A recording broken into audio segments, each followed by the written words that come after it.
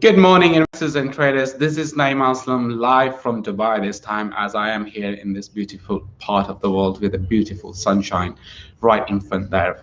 So, in today's video, what we'll be looking at, as always, looking at the opportunities, revising some of the trades that we have talked about last week, and then see how the week is really going to pan out, and especially given the fact that the stock futures are really dropping.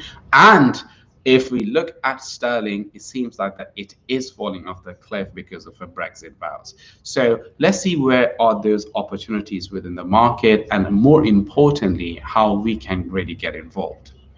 My name is Naeem Aslam. As mentioned earlier, I come with a wealth of over a decade of trading experience. During this period, I have worked as a hedge fund trader for Bank of New York Mellon, as an equity trader with Bank of America, and currently working as a chief market analyst at Evertrade.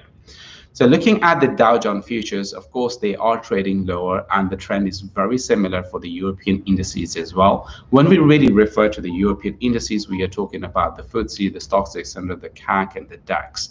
So they're all trading lower because investors believe that now it is a good time for them to take some profit off their trades given the massive rally that we've experienced. Because if you look at the weekly chart for the S&P 500 index, or for the S&P 500 futures index, one thing becomes very clear that last week we recorded another record high. So this gives a very good excuse for traders to take some profit, and now this particular retracement could be an opportunity to add those positions back in or further amplify those positions. So I wouldn't really panic under the current circumstances, because of course the panic or the concern is about the rise in coronavirus cases, the further shutdown of some states over in the United States, such as Californians, have been ordered to stay at home, and the traders are just thinking little bit things out of context. But overall, the bull strength is still very, very much in play, and that should be our focus going forward from here. Because in the UK today, we will see that vaccine getting its distribution lines ready, and then really getting to the market. So that is very positive outcome. And of course, we will see a vaccine approval as early as by the end of this year. So that should really kickstart that economic activity and should be positive for European and of course for the US stocks. So any retracement with respect to that, especially in the hospitality sector and in the airline sector, should be an opportunity for us to add into those positions. Now, in the Forex market, it is all about sterling. Why? Because it is Brexit, and that is very much in focus among investors and traders.